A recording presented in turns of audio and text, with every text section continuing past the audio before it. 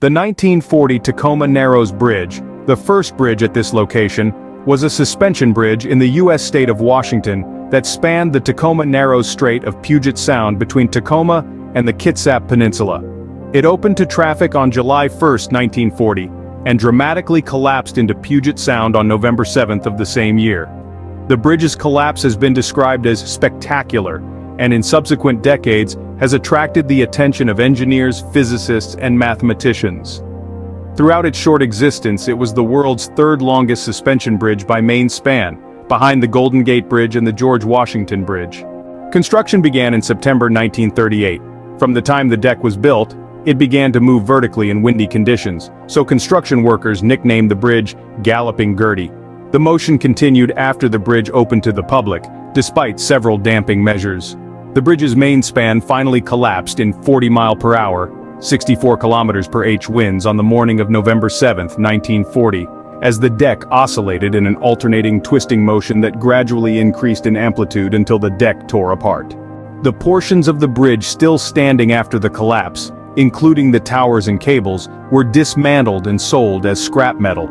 Efforts to replace the bridge were delayed by the United States' entry into World War II, but in 1950, a new Tacoma Narrows Bridge opened in the same location, using the original bridge's tower pedestals and cable anchorages. The portion of the bridge that fell into the water now serves as an artificial reef. The bridge's collapse had a lasting effect on science and engineering. In many physics textbooks, the event is presented as an example of elementary forced mechanical resonance, but it was more complicated in reality. The bridge collapsed because moderate winds produced aeroelastic flutter that was self-exciting and unbounded. For any constant sustained wind speed above about 35 miles per hour, 56 km/h, the amplitude of the torsional flutter oscillation would continuously increase with a negative damping factor, that is, a reinforcing effect, opposite to damping. The collapse boosted research into bridge aerodynamics aeroelastics, which has influenced the designs of all later long-span bridges. Leonard Coatsworth, an editor at the News Tribune in Tacoma, was the last person to drive on the bridge. Around me, I could hear concrete cracking. I started back to the car to get the dog, but was thrown before I could reach it. The car itself began to slide from side to side on the roadway.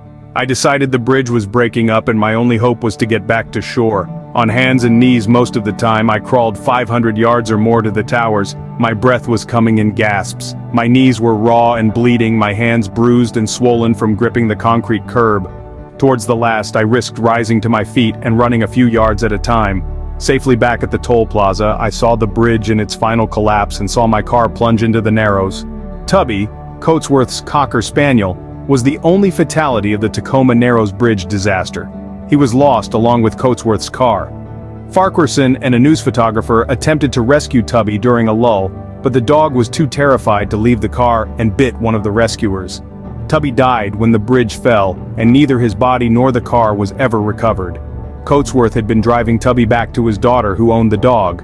Coatsworth received $450 for his car and $364.40 in reimbursement for the contents of his car, including Tubby. Efforts to salvage the bridge began almost immediately after its collapse, and continued into May 1943. Two review boards, one appointed by the federal government and one appointed by the state of Washington, concluded that repair of the bridge was impossible, and the entire bridge would have to be dismantled and an entirely new bridge superstructure built. With steel being a valuable commodity because of the involvement of the United States in World War II, steel from the bridge cables and the suspension span was sold as scrap metal to be melted down. The salvage operation cost the state more than was returned from the sale of the material, a net loss of over $350,000. The cable anchorages, tower pedestals, and most of the remaining substructure were relatively undamaged in the collapse and were reused during construction of the replacement span that opened in 1950. The towers, which supported the main cables and road deck, suffered major damage at their bases from being deflected 12 feet towards shore as a result of the collapse of the main span and the sagging of the side spans.